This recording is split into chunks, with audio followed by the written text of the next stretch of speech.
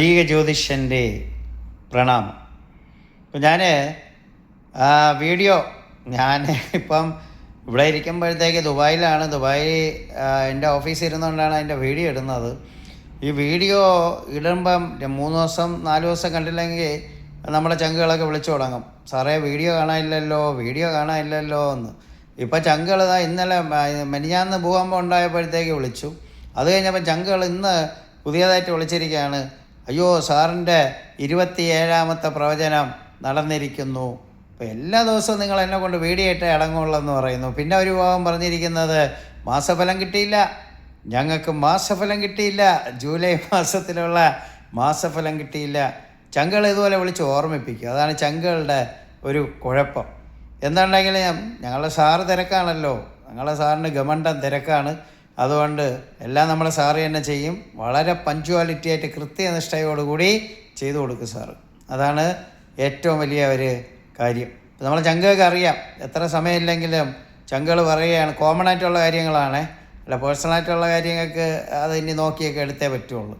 Common ആയിട്ടുള്ള കാര്യങ്ങൾ ചങ്കുകൾ ഇന്ന് രാവിലെ എന്നെ വിളിച്ചിട്ട് പറയുകയാണ്, കുറേ വിളികൾ വരുമ്പോഴത്തേക്ക് ഞാൻ പറയും, ഈ ചങ്കുകൾ 2026 പ്രവചനങ്ങൾ 126 പ്രവചനങ്ങൾ കയ്യിലെടുത്ത് വെച്ച് നോക്കിക്കൊണ്ടേയിരിക്കും. ഇന്ന് സാറിൻ്റെ പ്രവചനം നടന്ന കുറേ ചങ്കുകൾ പറയുന്നത് പ്രവചനമൊക്കെ തീരാറായി, 6 മാസത്തേക്കാണ് ഇനിയിപ്പം പ്രവചനം നടത്തേണ്ടത്.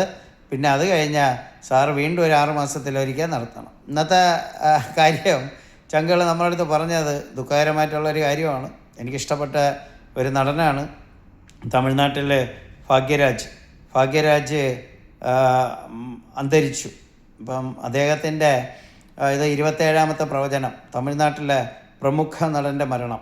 അത് നമുക്ക് ഓരോ കാര്യങ്ങൾ ചെയ്യുമ്പോൾ അറിയാൻ പറ്റും. അപ്പോൾ നമ്മളവിടെ ഒരു ഹിൻഡ് കൊടുക്കും, പ്രമുഖ നടൻ്റെ മരണം. അപ്പം അത് എത്തിക്സ് പ്രകാരം നമുക്കത് ചെയ്യാൻ പാടില്ല, മരണത്തെക്കുറിച്ച് നമുക്ക് പ്രവചിക്കാൻ പാടില്ല. ഇപ്പോൾ ഇവിടെ തന്നെ ഞാൻ ഇത് വെച്ച് നോക്കുമ്പോൾ പ്രശ്നനിർണ്ണയമൊക്കെ വെച്ച് നോക്കുമ്പോൾ ചിലർക്ക് ഇന്ന സമയം ഇന്ന അവഹാരത്തിൽ ഇന്ന ദശാകാലം ഇന്ന അവഹാരത്തിൽ മരണം സംഭവിക്കും എന്ന് അറിയാൻ പറ്റും. പക്ഷേ ഞാനത് പറയില്ല, ഞാൻ അവരെ ആശ്വസിപ്പിക്കും. എന്തെങ്കിലും മെഡിക്കൽ ചെക്കപ്പ് ഒക്കെ ചെയ്യണമെങ്കിൽ അത് ചെയ്തോളൂ, അല്ലെങ്കിൽ നിങ്ങൾക്ക് ആശുപത്രി വാസമൊക്കെ വരാം, ഒന്ന് ശ്രദ്ധിക്കണം, ഇങ്ങനെയൊക്കെ പറയും. പക്ഷേ അതാണ് എൻ്റെ ഒരു രീതി. പിന്നെ അവർക്കത് സംഭവിക്കാതിരിക്കാൻ എന്നെക്കൊണ്ട് എന്ത് ചെയ്യാൻ പറ്റും അത് ഞാൻ ചെയ്യും. പിന്നെ നമുക്ക് തടയാൻ പറ്റിയില്ലെങ്കിൽ തടയാൻ പറ്റില്ല. ചിലത് കണ്ണിക്കൊള്ളാനുള്ള പിരിയത്താക്കാം. ഞാൻ എപ്പോഴും പറയും, 90% മനുഷ്യർക്ക് ചെയ്യാം, 100% ഭഗവാന് മാത്രം അവകാശപ്പെട്ടതാണ്. ഇന്ന് ഞാൻ ആ ഒരു വിശ്വാസത്തിൽ ഊന്നി തന്നെ പോകുന്നു. ബാക്കി എൻ്റെ മഹാദേവനാണ് 100% അവകാശം ഉള്ളത്. ഇപ്പോൾ ഭാഗ്യരാജിൻ്റെ അദ്ദേഹത്തിൻ്റെ ആത്മാവിന് നിത്യശാന്തി നേരുന്നു, അദ്ദേഹത്തിന് ആദരാഞ്ജലികൾ അർപ്പിക്കുന്നു. തീർച്ചയായും അദ്ദേഹം നല്ലൊരു തമിഴ്നാട്ടിലൊരു പ്രമുഖ സിനിമാ നടൻ തന്നെയാണ്. തീർച്ചയായും അദ്ദേഹത്തിൻ്റെ മരണം വളരെ നഷ്ടം തന്നെയാണ് തമിഴ്നാടിനെ സംബന്ധിച്ചോളം. ഇപ്പോൾ തീർച്ചയായിട്ടും മുന്താണി മുടിച്ചൊക്കെ ഭാഗ്യരാജിൻ്റെ സിനിമ ഇവിടെ 1 വർഷത്തിൽ കൂടുതൽ കണ്ടിന്യൂസ് ആയിട്ട് കണ്ടവന്മാരുണ്ട്. തിരുവനന്തപുരത്ത് എൻ്റെ ഒരു സുഹൃത്തുണ്ട്, അവൻ 365 ദിവസവും ഓരോ ഷോയും, ഒരു ദിവസം ഒരു ഷോ വെച്ച് 365 ദിവസം ആ 1 വർഷം ആ സിനിമ കണ്ടു. അപ്പോൾ അങ്ങനെയൊക്കെ ഉള്ള ഒരിതാണ്. ഭാഗ്യരാജ് വലിയൊരു നടനാണ്.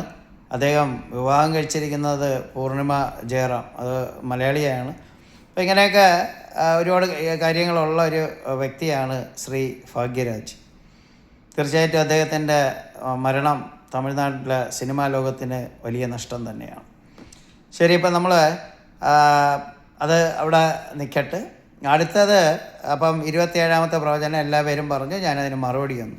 ഇനി അടുത്ത ചങ്കുകളുടെ ആവശ്യം എന്താണെന്ന് അറിയാമല്ലോ, ജൂലൈയിലെ മാസഫലം അറിയണം.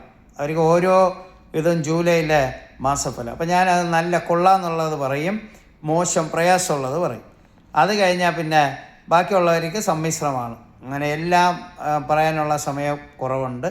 അപ്പം ഞാനത് പറയുകയാണ്. അടുത്ത ഇനി അതാണ് പറയും. അതിനിടയ്ക്ക് ഞാൻ 30-ാം തീയതി വരെ ദുബായിൽ കാണും. ദുബായിൽ ഇപ്പോൾ ഒത്തിരി പേര് വന്ന് കണ്ടു, വളരെയധികം സന്തോഷമുണ്ട്. ദിവസം പ്രതി അവരുടെ ഓരോരുത്തരിങ്ങനെ വന്ന് അവരുടെ അനുഭവങ്ങൾ വെച്ച് പറഞ്ഞിട്ട് തിരക്ക് വർദ്ധിക്കും. ഇപ്പം നമ്മൾ mouth publicity is the best publicity. അതായത് ഒരാൾ വരുമ്പോൾ അവർക്ക് കിട്ടുന്ന ആ ഒരു കൺസൾട്ടിങ് അത് അവർ പോലും പറയാതെ അവരുടെ കാര്യങ്ങൾ നമ്മൾ പറയുന്നു, നമ്മൾ നടന്നത് പറയുന്നു, നടക്കാൻ പോകുന്ന പറയുന്നു, പരിഹാരങ്ങൾ പറഞ്ഞു കൊടുക്കുന്നു, പരിഹാരം ചെയ്തു കൊടുക്കുന്നു. അങ്ങനെ A to Z കാര്യങ്ങൾ ഇവിടെ ചെയ്യും. അത് ജാതി മതഭേദമന്യേ മുസ്ലിം സഹോദരങ്ങളും സഹോദരികളും വരും, ഹിന്ദുക്കൾ വരും, ക്രിസ്ത്യൻസ് വരും. അങ്ങനെ എല്ലാ പേരും ഒരുപോലെ കയറി വരുന്ന ഒരു സ്ഥലമാണ് കലിയുഗ ജ്യോതിഷം.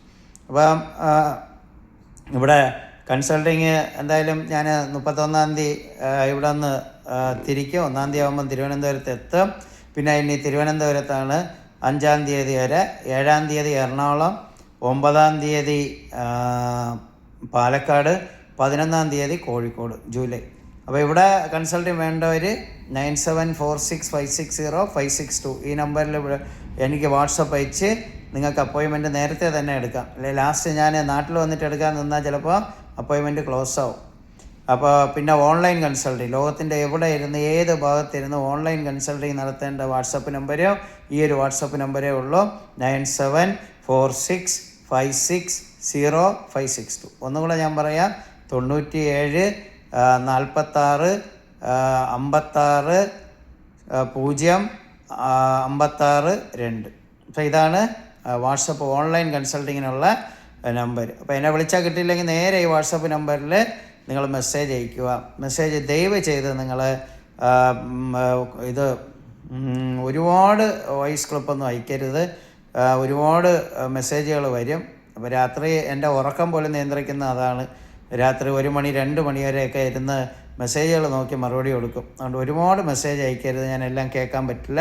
ഷോർട്ടായിട്ട് എന്താണ് ആവശ്യം അതുപോലെ എന്നെ കാണാൻ വരുന്ന ആരും ജാതകം കൊണ്ടുവരാൻ പാടില്ല, ജാതകത്തിൻ്റെ ആവശ്യമില്ല. ഈ ജാതകം എഴുതുന്നത് ജനിച്ച സമയം, ഡേറ്റ് ഓഫ് ബർത്ത്, ജനിച്ച സ്ഥലം, ഈ 3 കാര്യങ്ങൾ മതി. നിങ്ങളുടെ ഡേറ്റ് ഓഫ് ബർത്ത്, നിങ്ങളുടെ ജനിച്ച സമയം, അത് ജനിച്ച സ്ഥലം, ഇത് കയ്യിൽ കുറിച്ച് കൊണ്ടുവരിക. പിന്നെ ഈ പാലക്കാട് കോഴിക്കോടൊക്കെ ഓലയാണ് കൂടുതൽ. ദയവ് ചെയ്ത് ഓലയായിട്ട് വരുന്നവർ വീട്ടിലൊക്കെ വെച്ച് ഇത് നോക്കി ഈ 3 കാര്യങ്ങൾ എനിക്ക് മതി. ജനിച്ച സമയം, ജനിച്ച സ്ഥലം, ജനിച്ച തീയതി, ഇത് മാത്രം മതി.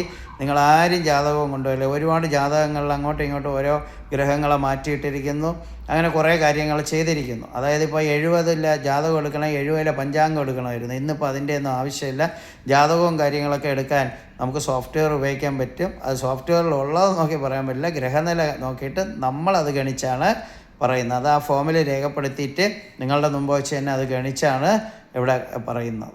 അതാണ് ഇവിടുത്തെ രീതി.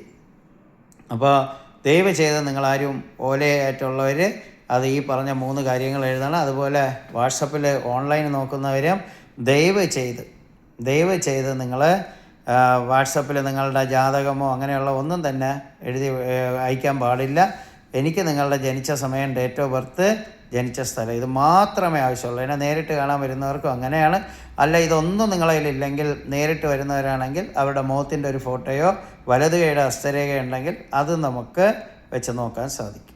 ഇതൊക്കെയാണ്. അപ്പോൾ നമുക്ക് ജൂലൈയിൽ ഏറ്റവും നല്ലതായിട്ടുള്ള നക്ഷത്രങ്ങളെന്ന് പറയുന്നത് തിരുവാതിര, പുണർദത്തിൻ്റെ 1, 2, 3 പാദം, പിന്നെ വന്നിട്ട് മകീരത്തിൻ്റെ 2, 3, 4 പാദം.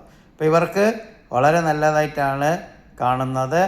അത് കഴിഞ്ഞാൽ പിന്നെ വരുന്നത് ആയില്യത്തിന് വളരെ നല്ലതാണ്, 4 പാദത്തിന് നല്ലതാണ്, പൂയത്തിന് വളരെ നല്ലതാണ്, 4 പാദത്തിന് നല്ലതാണ്, പുണർദത്തിൻ്റെ 4-ാം പാദത്തിന് വളരെ നല്ലതായിട്ടാണ് കാണുന്നത്. പിന്നെ അപ്പുറത്തെ സൈഡിൽ ഭരണിക്ക് വളരെ നല്ലതായിട്ട് കാണുന്നുണ്ട്, ഉത്രട്ടാതി നക്ഷത്രത്തിന് വളരെ നല്ലതായിട്ട് കാണുന്നുണ്ട്.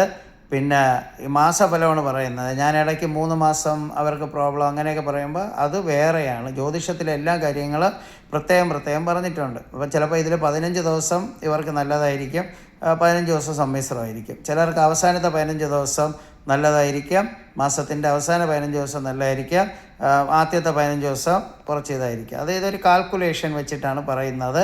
ഈ ജ്യോതിഷം പ്യുവർ മാത്തമാറ്റിക്സ് ആണ്. കണക്കറിയാമെന്നുള്ളവർക്ക് ഇതിൽ ശോഭിക്കാൻ പറ്റുള്ളൂ.